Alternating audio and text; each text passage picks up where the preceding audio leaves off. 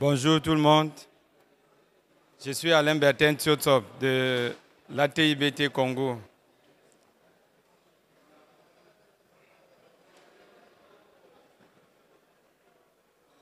La thématique sur laquelle nous allons mener une réflexion tout à l'heure porte sur les enjeux et les opportunités de la mise en place des zones économiques spéciales, notamment sur les stratégies de développement des nouveaux marchés du bois tropical au niveau national, régional et international. Également évoquer la problématique des systèmes de formation professionnelle dans la sous-région d'Afrique centrale. Sur le panel, je suis accompagné par M. Pierre Tati, qui est le directeur du cabinet de Madame la ministre de l'économie forestière du Congo, et M. Jean-Marie, qui est le délégué général de l'Union des forestiers industriels du bois du Gabon, l'UFIGA. Je vais rapidement présenter le contexte et ensuite je vais passer la parole aux panélistes pour leur contribution. Donc, on va dire que ces 10 dernières années, on a assisté à une évolution des cadres réglementaires, notamment les réformes dans le domaine forestier. Le cas du Gabon, par exemple, il y a eu des mesures fortes, telles que l'arrêt d'exportation des grumes, la mise en place des zones économiques spéciales et un peu plus récemment, l'obligation de certifier toutes les concessions forestières. En ce qui concerne la République du Congo, ainsi que le Cameroun, il est prévu de mettre en place les zones économiques spéciales également. Étant donné que les zones économiques spéciales ont pour objectif principal de contribuer à la transformation plus poussée du bois, notamment la promotion des essences dites secondaires ou alors moins connues, mais également aller vers la deuxième, troisième transformation. Il va falloir développer une stratégie pour attirer les nouveaux investisseurs et en même temps régler la question des systèmes de formation professionnelle, c'est-à-dire initiale et continue, dans les pays de la sous-région. Je vais passer la parole à M. Pierre Tati pour avoir une idée des leviers qui ont été prévus pour créer les chaînes d'approvisionnement avec les grandes entreprises forestières, mais également avec les petites et moyennes entreprises. Monsieur le directeur du cabinet. Merci, monsieur le modérateur. Merci à tous d'être là. Je pense que nous sommes le dernier panel, c'est ça? Donc, nous sommes le dernier. Donc, la clôture va intervenir incessamment. Donc, voilà, nous avons donc l'honneur de clôturer la série des panels. Pour ce qui nous concerne, c'est donc le panel dont le thème vous a été rappelé tout à l'heure. Alors, moi, j'interviens juste pour donner quelques éléments d'information, vous partager un certain nombre d'informations concernant le Congo, qui est l'un des pays donc, inscrit dans la dynamique de développement, mais un développement durable dans le contexte qui est le nôtre. Parce qu'il s'agit de se développer, de diversifier, donc sur cette base de diversifier l'économie, mais en même temps le faire dans le cadre du respect de nos engagements au niveau international pour ce qui concerne la lutte contre le changement climatique. Dans cette dynamique de développement, le secteur forestier a beaucoup à apporter, indépendamment des autres secteurs. Donc pour ce qui concerne la forêt, la vision que nous avons, c'est de faire en sorte que chaque hectare de forêt puisse rapporter davantage à l'État, puisse apporter le maximum de revenus au trésor public. Ça veut dire qu'en dehors du bois, il va falloir couper, il va falloir valoriser, j'allais dire, les autres produits tels que les produits forestiers non ligneux, la faune sous forme de gibier, mais aussi sous forme de tourisme de vision. Pour ce qui concerne le bois, puisqu'il s'agit du bois, donc le constat aujourd'hui, Madame la ministre l'a rappelé hier dans son mot liminaire, nous avons de la ressource, près de 300 essences, un potentiel de près de 8 millions d'hectares, 8 millions de mètres cubes qu'on peut mobiliser par année, mais à ce jour, nous n'en coupons que 1,8 million, et essentiellement portant sur une trentaine d'espèces d'essences forestières, ce qui donc génère des manques à gagner pour l'État en termes de revenus et aussi des manques en termes d'emploi pour les populations. Alors, nous avons voulu saisir l'opportunité de la création des zones économiques spéciales dans notre pays, mais aussi des réformes que nous avons envisagées dans le secteur pour régler cette question d'optimisation de la valorisation de la ressource ligneuse au Congo. Bien évidemment en s'appuyant sur l'expérience des autres pays voisins tels que le Gabon qui a déjà fait un chemin dans ce sens. Qu'est-ce qui se passe? La majorité des concessions forestières ont été attribuées.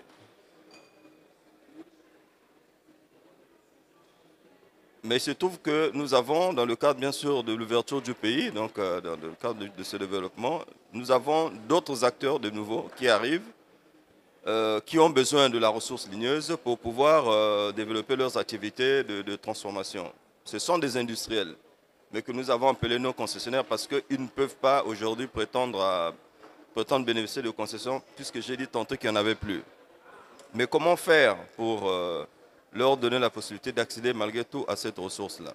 Il y a la possibilité, bien évidemment, de les mettre en contact avec les concessionnaires, donc ceux qui détiennent les concessions aujourd'hui, mais avec tout ce qu'il peut y avoir comme travers avec cette option. Mais nous avons pensé que, étant entendu que la plus haute autorité de notre pays a instruit à ce que le modèle de partage qui se fait dans le secteur pétrolier soit aussi implémenté dans le secteur du bois et des mines, on s'est saisi de cette instruction pour dire mais pourquoi ne pas faire, faisons donc évoluer le cadre institutionnel, le cadre juridique, le cadre législatif, j'allais dire, pour faire en sorte que, pour incorporer donc, dans cette loi le principe de partage de production. Donc ce principe étant été acté dans la loi 33-2020 du 8 juillet 2020 portant code forestier en République du Congo, reste à ce qu'on l'implémente. Donc nous sommes dans cette phase, dans ce processus d'implémentation de cette loi. Donc les péripéties ou les jalons vous ont été rappelés hier par Madame la Ministre. Donc l'idée pour nous, c'est de faire en sorte qu'on organise le marché intérieur de grumes ou des autres produits issus donc, des grumes, notamment ceux de la première transformation, pour permettre à cette nouvelle génération d'acteurs, donc les industriels non concessionnaires, d'accéder à une ressource en qualité. Quand je dis qualité, c'est d'abord qualité en tant que bois de bonne qualité, mais aussi en termes de légalité. Une source légale de bois de qualité pour eux, mais aussi pour une autre catégorie d'acteurs qui sont donc les artisans, qui aujourd'hui, faute d'avoir accès à la ressource légale, ben, sont obligés de faire recours au bois illégal. Ils vont couper parfois se livrent à des coupes illégales, hein, et avec tous les risques que cela comporte de se faire appréhender et puis subir des sanctions de la loi. Donc, pour nous, pour inciter ces acteurs, ces industriels non concessionnaires qui s'installent chez nous, qui vont essentiellement promouvoir les essences secondaires, nous avons pensé que le meilleur moyen de les accompagner, c'est de leur donner la possibilité de s'installer dans les zones économiques spéciales, parce que c'est des zones qui sont défiscalisées, dans lesquelles ils pourraient bien, si vous voulez, fructifier leurs activités, puisque bénéficiant de certaines facilités, telles que le non-paiement de certaines taxes. Idem pour les artisans du bois. Ça, c'est ce qui concerne les leviers pour permettre aux autres de s'approvisionner. Donc, organiser le marché intérieur par le biais du partage de production, la part de l'État qui sera donc stockée au niveau des zones économiques spéciales permettra donc à ces deux catégories d'acteurs, les industriels non concessionnaires et les artisans, d'aller s'approvisionner donc dans cette zone. Voilà pour ce que je peux dire pour ce qui concerne les leviers de mise en place pour permettre à ces acteurs-là d'accéder à la ressource ligneuse, en quantité tout comme en qualité. Merci beaucoup, M. Pierre Tati, pour tous ces détails concernant les réformes majeures liées à la nouvelle loi forestière en République du Congo. Maintenant, qu'en est-il de la problématique de la main-d'œuvre qualifiée? Je voudrais dire ceci, pour rester dans le sillage de l'évolution du cadre réglementaire, est-ce que vous avez pensé à une stratégie pour justement améliorer le système de formation professionnelle, c'est-à-dire initiale et continue, sur les métiers forêt-bois?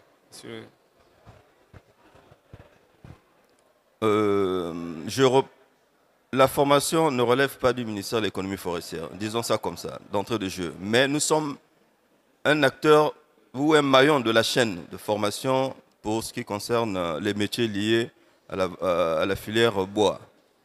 Dans ce sens, nous avons réfléchi avec le ministère qui est en charge de ces questions pour les aider à élaborer ces stratégies.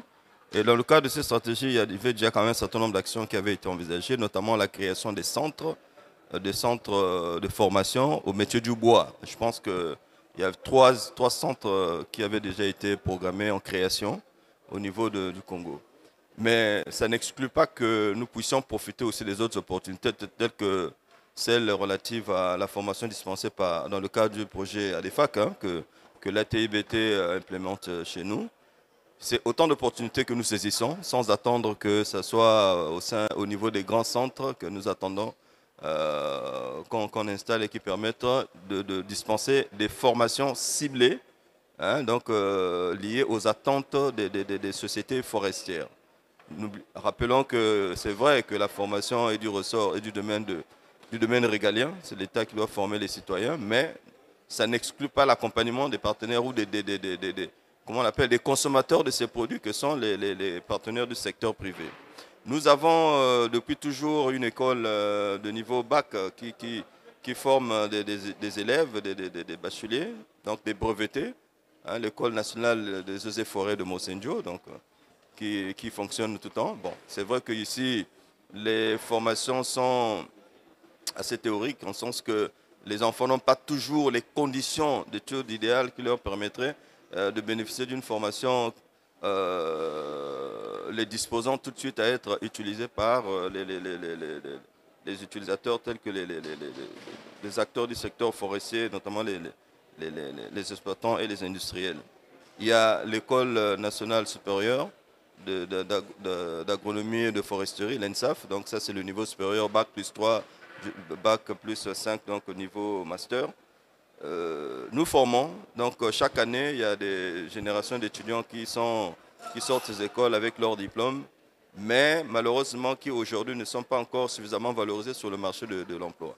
Donc nous réfléchissons aussi avec nos partenaires sur comment faire pour permettre à ce que ce vivier-là soit mobilisé au profit des entreprises. Mais ça, c'est des questions qui sont encore à l'étude. Il va falloir beaucoup travailler avec le secteur privé parce que nous savons que le retour que nous avons, c'est que bon, la formation n'est pas de notre sort, pourquoi nous devons investir là-dedans. Mais il faut qu'on les amène vers ça, tout au moins à contribuer à ce que, à la base, qu'ils participent à cet effort de renforcement de capacité, puisqu'ils ont besoin de ces capacités, ils ont besoin de ces ressources-là pour pouvoir améliorer leurs prestations en termes déjà au niveau de l'exploitation forestière, mais surtout au niveau de l'industrie où ça demande quand même une certaine adresse dans le maniement des outils afin d'améliorer les rendements. Surtout que d'ici là, avec l'extension de l'éventail des essences à couper, ben, il y a des technologies qui vont certainement être installées au pays. Ça va aussi demander que nous puissions former des jeunes, former des Congolais qui seront à même d'utiliser ces technologies pour permettre à ce que les rendements soient améliorés dans la filière. Merci une fois de plus, M. Pierre Tati, pour tous ces détails. Maintenant, je vais passer la parole à M. Jean-Marie pour partager l'expérience du Gabon. Monsieur Jean-Marie, vous allez nous expliquer comment est-ce que la zone économique spéciale au niveau du Gabon contribue au développement du marché national et comment est-ce que la question de la main-d'œuvre locale qualifiée pourrait être réglée à travers cette zone économique spéciale.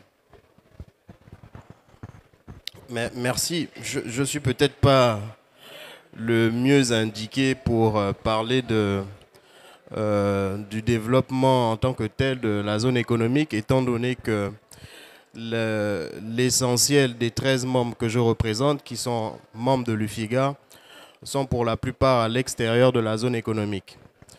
Mais disons que dans le passé, ayant suivi l'évolution de cette zone économique, je peux en dire quelques mots sans trop m'avancer. Disons que de manière générale, quels sont les leviers pour créer des chaînes d'approvisionnement des zones économiques?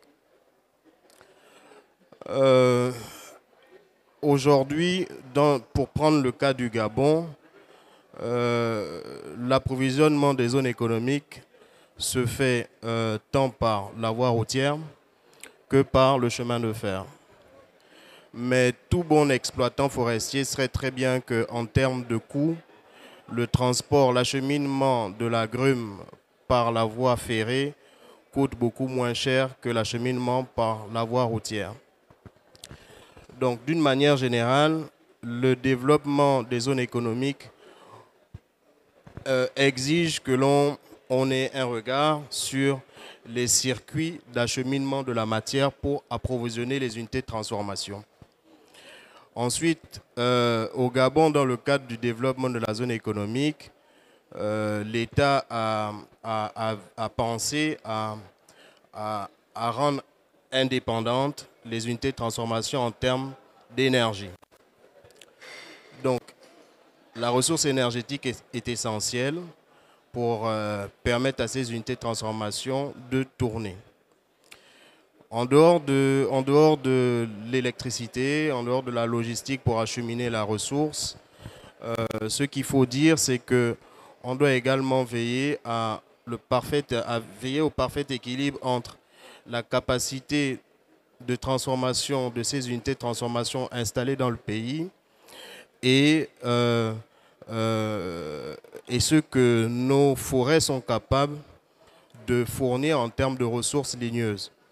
Parce que n'oublions pas, pour prendre le cas du Gabon, le Gabon est très engagé en matière d'aménagement, de gestion durable. Et en dehors de l'aménagement et de la gestion durable, vous avez la problématique du carbone aujourd'hui. Le taux de prélèvement pour une forêt aménagée se situe autour de 3 arbres à l'hectare. Et généralement, on est sur des plans d'aménagement sur 25 ans. Donc, il faut avoir un regard sur cela. Il faut maintenir l'équilibre entre la capacité de transformation que vous voulez installer dans le pays et ce que votre forêt est capable de fournir en termes de ressources. Tout ça, bien entendu, pour permettre à nos États de rester droit dans leurs bottes par rapport à leurs engagements au niveau international. Donc, voilà ce que je voulais dire. C'est vrai, nous avons entendu parler de la problématique du partage de production parce que dans le cadre du projet de code forestier qui a été soumis à notre analyse par l'administration forestière, cette question nous a beaucoup interpellés. Bon, nous ne partageons pas le même optimisme que le Congo qui, visiblement, on a déjà fait un texte de loi. Nous, c'est encore en projet. Mais aujourd'hui, la problématique de la certification, comme vous le savez, le Gabon, le chef de l'État a exigé que tous les opérateurs aille vers la certification, comment le partage se fait, comment le partage de production se fait au niveau d'une société certifiée et l'État. Parce que le bois qui sort de la forêt, c'est peut-être du bois certifié gestion durable ou certifié légalité. Comment le partage de production va s'orchestrer, ça on ne le sait pas. Donc nous, on est en train de réfléchir, essayer de comprendre comment ce principe qui est appliqué dans le secteur pétrolier pourrait être appliqué dans le secteur forestier. Sur ce point-là, nous, on est plutôt dans la réflexion. Maintenant, en termes de... Vous me demandiez... on parlait de formation professionnelle, c'est bien cela? Bon, en termes de formation professionnelle, le FIGA a beaucoup contribué, a beaucoup travaillé avec le ministère de l'Enseignement supérieur et le projet ProDC, qui est financé par la Banque mondiale pour développer plusieurs programmes de formation. Non seulement concevoir les programmes de formation, mais en dehors de ça, collaborer avec le ministère de l'Enseignement supérieur pour essayer de permettre une sorte d'alternance travail-études. Donc on est très actif parce qu'on espère bien entendu, enfin notre objectif c'est qu'in fine, ces Gabonais-là rentrent dans le monde professionnel et intègrent nos entreprises. Donc on est très actif sur la question. Au niveau du Gabon, les centres de formation professionnelle, j'en ai entendu parler de 2 centres professionnels. Il y a le centre professionnel Basile Ondimba qui a été réhabilité. Et il y en a d'autres qui sont en construction. Voilà, donc le secteur forestier jouera sa partition. Voilà ce que je pourrais dire pour l'instant. Merci, Monsieur Jean-Marie, pour ce partage d'expérience concernant le Gabon. Je dois dire qu'il s'agit d'une réflexion. Il s'agit d'une réflexion. Donc, s'il y a des contributions ou des questions, je vois un doigt. Je vais passer la parole à Monsieur Germain Bok du Cameroun. Merci de la parole qui m'est passée. Et c'est une contribution tout en étant une question. Parce que le matin, nous étions là, nous avons essayé d'aborder les questions de formation, les questions de la relation avec les associations. Et là, le directeur du cabinet a pris la parole tout à l'heure et il a dit quelque chose qui m'a rassuré dans mon diagnostic et qui m'a également inquiété. Parce que nous sommes dans un construit. Il a dit la question de l'éducation, de la formation dans ce domaine relève... Non, la question de la formation professionnelle dans ce domaine relève de l'éducation. Est-ce que ce n'est pas là le problème réel même, c'est-à-dire l'erreur que nous commettons? Parce que l'éducation, c'est une chose. Mais le domaine de la foresterie, qui doit décliner la politique dans l'ensemble? Parce que c'est vous qui avez les industriels, c'est vous qui accordez les titres, c'est vous qui connaissez les problèmes. Mais si vous demandez à celui qui s'occupe de la pédagogie de concevoir les programmes de formation, même si ce n'est pas de concevoir, de gérer une école de formation forestière, elle va s'engluer dans l'éducation générale. Est-ce que ce n'est pas aussi là le problème? Est-ce que ce n'est pas pour ça que les écoles ne sont pas connectées? On a parlé de la zone économique qui est en GOC. Est-ce que dans ce système intégré, on a pris en compte la formation? Est-ce que la formation est un acteur majeur? Parce que si au niveau du ministère de l'économie forestière, si au niveau du ministère des forêts et de la faune du Cameroun, les problèmes c'est presque partout les mêmes. Si on se dit on va créer une zone économique, mais parce que nous sommes dans le domaine des forêts, tandis que l'école, elle est de l'éducation, on a coupé le lien. Chez nous au Cameroun, l'école nationale des eaux et forêts, c'est la tutelle technique du ministère, a pour tutelle technique le ministère des forêts et de la faune. Alors, si nous voulons avoir un stage et que vous, le ministre, je prends un exemple, vous donnez un titre à quelqu'un qui n'a pas l'obligation de donner un stage aux élèves du pays. Mais il n'y a que le ministre qui donne le titre, qui peut mettre dans le cahier de charges. Le ministre de l'Éducation ne lui dira rien. C'est un exemple que je dis comme ça. Et je me pose la question, si nous n'amenons pas nos décideurs à penser que la question d'éducation et de formation est une question d'intérêt national. Elle n'est pas une question qui appartient à un secteur. Peut-être que les problèmes vont commencer à être résolus. Peut-être qu'à ce moment, lorsque vous poserez les problèmes sur la table, vous direz comment faire pour financer. Vous voulez des exonérations. Pourquoi parmi les incitations, on ne peut pas aussi prendre la question d'employabilité et la question de la formation. Et on a dit tout à l'heure le matin que la formation précède le développement. On développe une zone sans tenir compte de toute la chaîne qui doit être de la formation, qui doit la valoriser. Et c'est pour ça peut-être que les écoles ont du mal. En fait, c'était une réflexion. Et je dis, est-ce que cette façon de penser aussi n'est pas préjudiciable aux structures de formation? Est-ce que c'est peut-être pour ça que les industriels ou les exploitants ne respectent pas des structures de formation qui sont un métier noble? On respecte mieux le délégué régional ou le contrôleur parce qu'il a une action directe sur lui. Par contre, l'employé comprend qu'il n'a pas de qualité. Est-ce que ce n'est pas aussi cette façon de penser en se disant que c'est pour les autres qui pose aussi un peu un problème? Merci. Merci beaucoup, Germain, pour votre contribution. D'accord.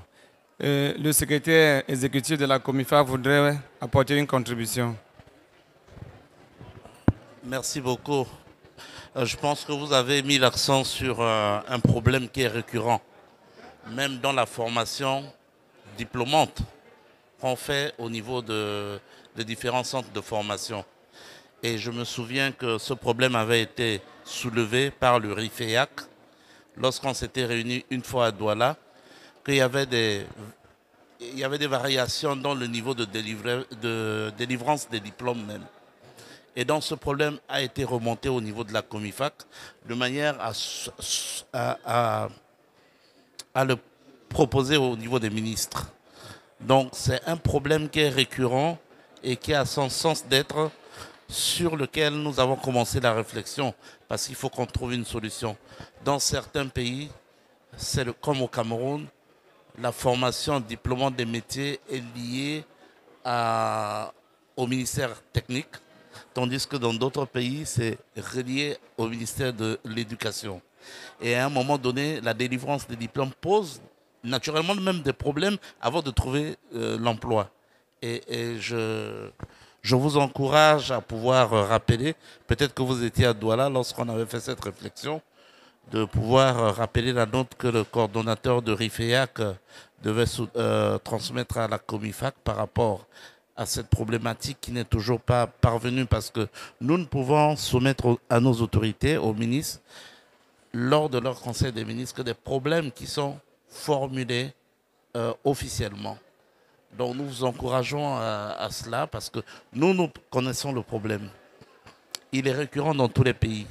Et nous souhaitons que ça soit formulé par les gens qui vivent ça au quotidien.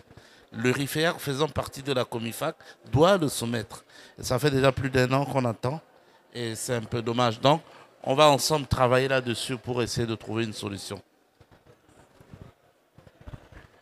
Merci beaucoup, monsieur le secrétaire exécutif, pour ces éléments de réponse, surtout pour votre contribution que je trouve très pertinente.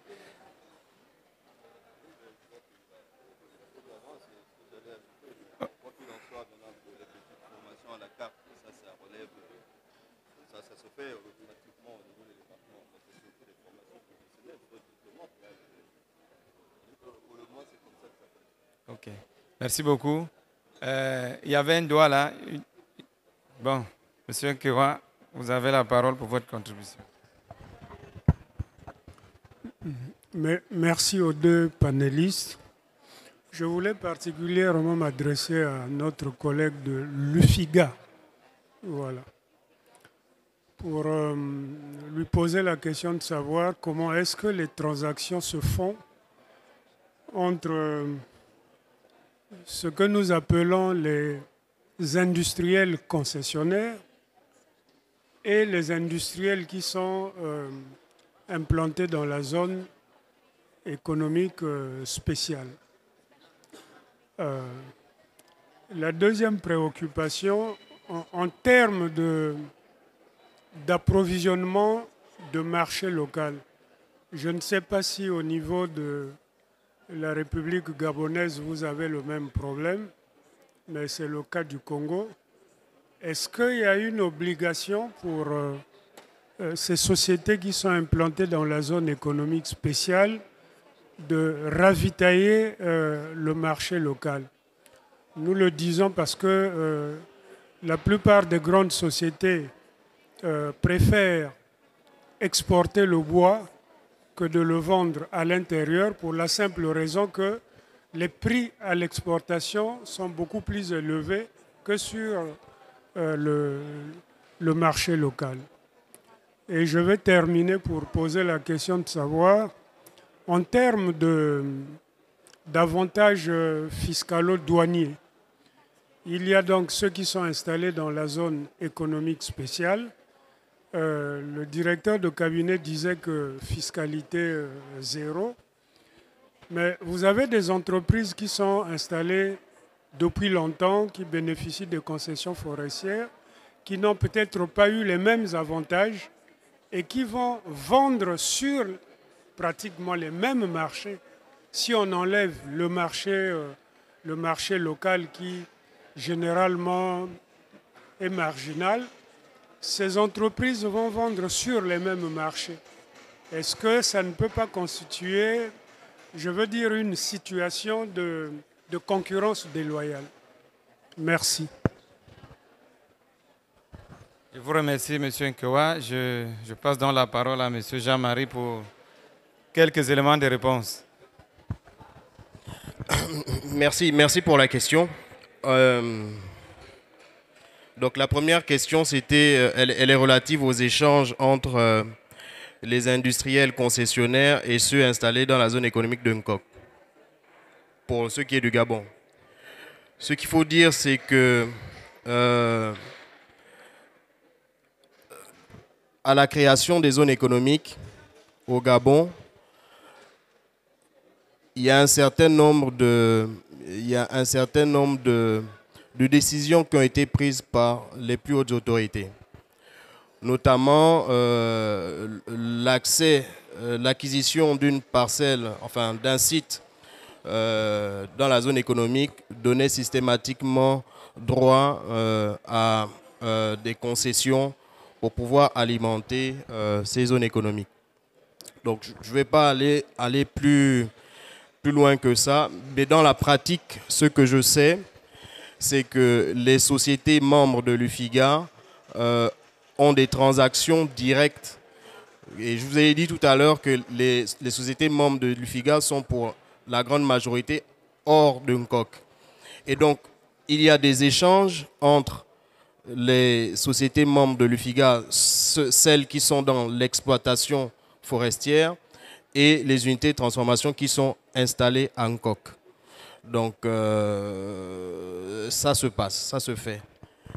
Je crois que ça répond à votre question. Ce sont des transactions directes. Maintenant, la deuxième question, c'était l'obligation des sociétés installées dans les zones économiques de ravitailler le marché local. Il y a quelque chose qu'il faut peut-être prendre en compte en ce qui concerne les zones économiques. Les zones économiques sont, on va dire que c'est un peu considéré comme des États dans les États. Donc en réalité, la zone économique de Nkok, pour ce qui est du Gabon, ne commercialise pas tant l'objet de sa production sur le marché local. L'objectif est de produire dans la zone économique pour l'exportation. Okay? Bon, il peut y arriver parce qu'au Gabon, il y a à la zone économique, ceux qui sont de la zone économique vous le diront, il y a un Oucho où on peut aller voir ce qui se fait et ce qui se commercialise. Donc, moi j'insiste pour dire que les zones économiques sont des zones extraterritoriales. Donc, elles n'ont pas pour objet de commercialiser nécessairement sur le marché local gabonais, mais elles ont vocation à produire dans la zone économique pour l'exportation. Sur la question des avantages fiscalo-douaniers, des avantages fiscaux, ce qu'il faut dire, c'est que au départ, pour attirer les investisseurs, le Gabon a pris un certain nombre de mesures incitatives pour inciter l'investisseur à venir s'implanter au Gabon. Aujourd'hui, ça fait 10 ans que cette zone économique existe. Et donc, il y a un certain nombre de... On va dire que l'État gabonais, au départ, a ouvert les portes, a permis un certain nombre d'avantages, mais aujourd'hui, la situation est en train de progressivement muter vers autre chose. En termes par exemple, on parlait tout à l'heure des échanges entre les concessionnaires, entre ceux qui sont à l'extérieur de Nkok et ceux qui sont à l'intérieur. Nos concessionnaires, par exemple, qui approvisionnent Nkok, doivent payer un certain nombre de taxes. Okay, notamment la taxe d'abattage, voilà. Les opérateurs qui sont dans la zone économique de Nkok, lorsqu'ils ont produit, lorsqu'ils exportent, ils sont assujettis au paiement des droits et taxes de sortie. Il y a une agence au Gabon qui est en charge, on va dire, de la collecte de ces différentes taxes. Hein, je crois que bon, j'ai été directeur général de cette agence-là. Maintenant, il y a quelqu'un d'autre. Et voilà. Je crois qu'en échangeant avec eux, ils pourraient mieux vous édifier sur les avantages fiscaux, comment ça se passe entre les sociétés qui sont installées à Nkok et celles qui sont installées hors de Nkok. Voilà, j'espère avoir répondu à vos questions. Vous savez, c'est souvent des problématiques assez sensibles. Il y a des choses que l'on peut dire et d'autres non. Voilà, merci. Merci, M. Jean-Marie. Bon, pardon. Il ne me reste plus qu'à remercier M. Jean-Marie, M. Pierre Tati et tout le monde pour vos différentes contributions. Je dois signaler que nous allons dans un moment procéder à la clôture. Et voilà. Voilà. Oui, allez-y.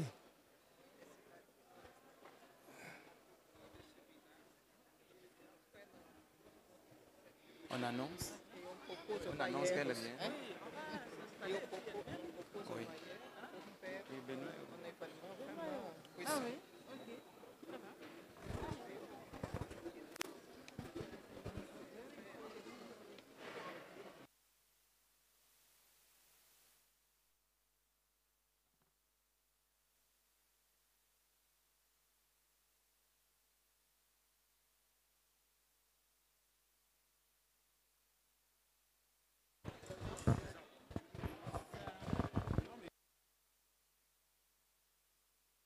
Ah.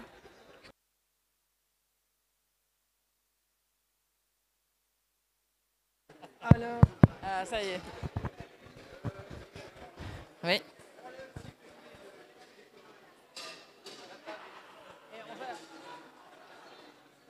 on va mettre les chaises, non? Une petite seconde, on prépare le stand pour accueillir Madame Rosalie Matondo, ministre de l'économie forestière de la République du Congo, qui nous rejoint pour prononcer le mot de clôture du forum de la TIBT et que je pense on peut être tous d'accord de dire que c'était quand même un très bon événement, un très bon forum, très interactif avec tout le monde. Ça nous a permis en tant qu'ATBT de recueillir aussi des informations, des avis, des observations et qui nous permettent toujours de continuer à travailler sur nos projets. Et donc, je suis personnellement content que c'est terminé parce qu'on est sur les rotules, comme on dit, malgré que c'était excellent. Donc, Benoît, il faut encore mettre quelque chose ici ou... Oui, peut-être, oui. C'est sympa. Donc, dès que le deuxième fauteuil est là, nous demanderons Madame de nous rejoindre parce qu'elle est vraiment tout proche d'ici.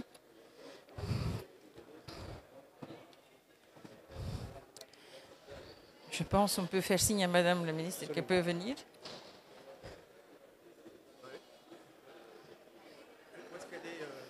Il me semblait qu'elle était là. Paulette? Paulette? Madame la ministre pourrait venir? Elles sont en train d'arriver. 2 minutes, on nous a dit. Donc, on vous laisse 2 minutes encore respirer. Après, il y aura le discours. Et après, il y aura cocktail. Donc, ça aussi. Oui, oui, oui, oui. On a dit 2 minutes. 1 minute même peut-être. On ne sait pas. Donc, un peu de patience.